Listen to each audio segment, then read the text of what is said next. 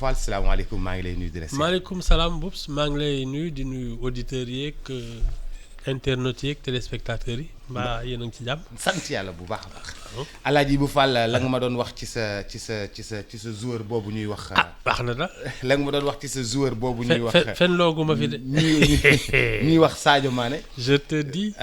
newoon nga ma ni dina am lu ëpp lii ndax yaram. oui c'est tout. newoon nga ma ni dina am lu ëpp. un vrai champion ndax yaram. c'est ça ndax tegginam. c'est ça ndax engagement am. oui ba noppi ñu daal di jël engagement social bi nga xam ni moom la am Bambali. c'est ça daal di koy jox le prix Socrates bi nga xam ni moom moo seet ki nga xam ni moom moo ëpp li muy def social ci football bi. oui ci ñi nga xam ni ñoom ñoo di joueurs yi. daanaka nekk na benn consécration bu mag. mondiale c'est la vraie consécration mondiale Boubs. man son prix Socrates là. moo ma gënal Ballon d'Or. njëriñ. Ah oui. Ça c'est ça qui fait le champion. C'est-à-dire tu es un grand monsieur sur le terrain et dans la vie. Voilà, c'est ça que cette consécration te man daal léegi. na ma dimbali rek indil ma coupe du monde bi li ci des moom mën naa leen ko baal. mais Ibou da nga ma doon wax ni nit. dafay amal askanam njëriñ. oui njëriñ bi mu amal askan wi. oui moom la ñu ko fay noonu. c'est ça àdduna reconnaître ko ci àdduna. c'est ça d'abord. Il y a même sans les titres. Son comportement dans le monde est un exemple. Gis nga yaa foog naa une semaine on lui a posé une question sur le Ballon d'Or mu ne mais c'est Karim Benzema qui le mérite moom mii Sadio Mané. ba ñëpp naan mais quand même c'est ça un vrai champion, c'est quelqu'un d'humble et qui est lucide. Et il a démontré que la saison de Karim Benzema était exceptionnelle. Et que c'était lui qui méritait le Ballon d'Or. Xam nga loolu pour quelqu'un qui a quand même gagné 2 titres et échoué de très peu en finale de Coupe d'Europe ak yooyu qui a ramené la Coupe d'Afrique, il aurait eu le nombril un peu plus gros dina ne mais kenn gënuma ko yelloo parce qu'il a gagné un titre continental. Mais d'abord c'est sa bonne éducation qui en fait un grand champion. Son talent nag après ça c'est autre chose. Ça parle tout seul quoi. Mais c'est sa bonne éducation qui en font un immense champion. waaw pare gu ñoog moom lu leer laa wax. non man da nga ma doon wax ne ma. je te dis dina am lu ëpp lii. il va nous ramener des titres parce que pour man il a été un champion avant de ramener des titres. Pour man c'est ça la définition, c'est-à-dire que da ngay am ce comportement là et les titres que tu glanes ça confirme ce que tu es mais ça ne te fait pas un champion. Ça confirme que tu es effectivement un grand monsieur. Et foog naa ne pare gu ñu ak moom. mais la nga ma doon wax. ci nit dafay amal askan wi njëriñ. waaw taxawu leen. dëgg la Boubs waaye yow. non saa yu ñuy wax fii rek nga ne ma ban njëriñ la ama réew mi. c'est ça et tu sais xam nga lan moo ci gën a metti mës naa la fi wax kilifa bu mer. ni Sadio Mané lay def parce que ñun ñëpp on se dit dëkk bi doxul. ñun maag sa compagnie gi dañuy taxaw ci micro yi di mbel yi naan way dëkk bi doxul machin courant bi yokku na ak yooyu moom yooyu yëpp du ko wax. day jël xaalisam tabax école parce que war na fi am tabax hôpital parce que war na fi am séddale ay bourses familiales parce que xam na ne dëkk bi metti na pour man. tabax tali et il n'en a pas fini. tabax station. c'est ça parce que mu dëkk amul woon station dañu daan jóge fii ba fële di dem. di wut essence. kilifa bu mer nii lay defee en gardant le sourire et en restant poli.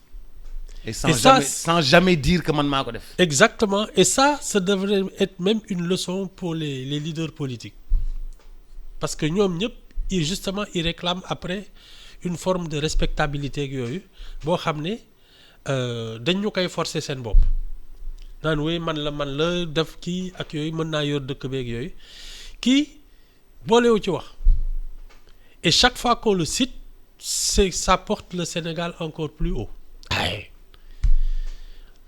Kii moom c'est une leçon pour tout le monde. rawatina politique yi. surtout ceux qui képp koo xam ne daal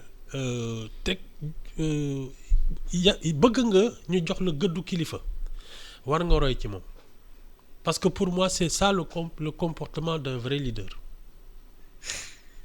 njëriñ bi nga amal nit ñi. ban njëriñ la amal nit ñi. kan man. non non waxuma loolu de ma ne ban li nga ma doon wax ban njëriñ la amal nit ñi lu ma waxee nga ne ma loolu. ban njëriñ la amal nit ñi kooku ban njëriñ la amal nit ñi. non non pour man c'est vraiment ça la traduction d'un leader parce que leneen loo ci def bubs comme on dit kuy dóoree mën kuy saaga lui il n'est pas content parce qu'il considère que son village a été abandonné. du fi nekk ci ay micro di ko wax. day génne xaalisam fay ne jàpp ñàmburam loolu. ku ko dégg ku ci teg sa bët ngay kilifa ci dëkk bi. te waroon fa def infrastructure defoo ko fa. yey na la c'est tout te il ne nous réclame même pas de mandat électif.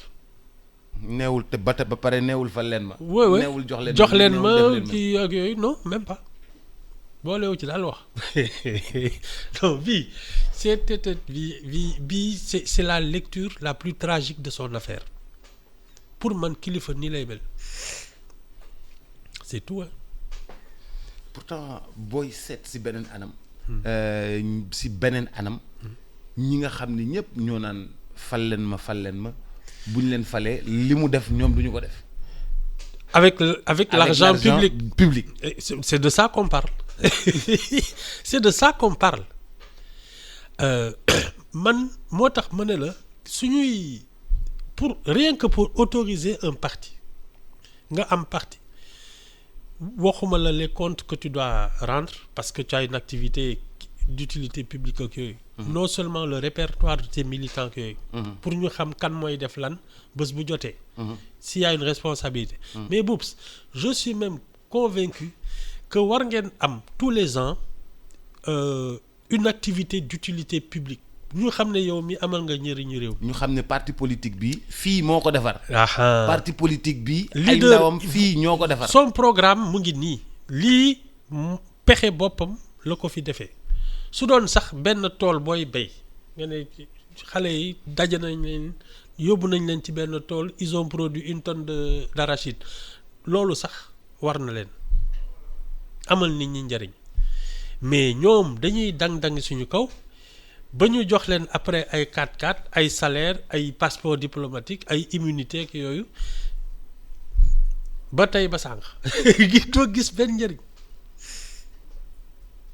wala yow da nga ciy gis. gisuma si njëriñ c'est dommage. c'est la leçon qu'il faut tirer de son comportement. oui. ñu doon waxtaanee li nga xam ni moom moo di ndam bi nga xam ni moom la Sadio Mané am rawatina li nga xam ni moom moo ñu gënal Ballon d'Or di le prix Socrates. man de moom a gënal. di le prix du le prix Socrates bi nga xam ni c'est son engagement social moo ko jox njëriñ mi nga xam ni moom la amal réew mi njëriñ mi nga xam ni moom la amal askan wi taxaw bi nga xam ni moom lay taxawu askan wi. sans tambour ni musique nag. te defu boolewul dara boolewul dara ak coow. wala da nga ko dégg mu ciy wax. déet boolewul dara ak coow. boolewul dara ak coow. du taxaw sax di naan kii fii. doo ko sax waaw. wallaay te waxam bariwul. moom suñ ko téye micro sax day dëngal loos di yolos si. xam nga def nañu benn spectacle ak Air Sénégal def benn spectacle ak Orange. mais pour lui tirer quelques mots moom c'est difficile. non dafa bokkul ak kii. waxal ma rek. c'est tout non waxal ma rek. en général nag. defkat yi moom duñu bëri wax. nii def dëgg. seen wax lu ci bëri de.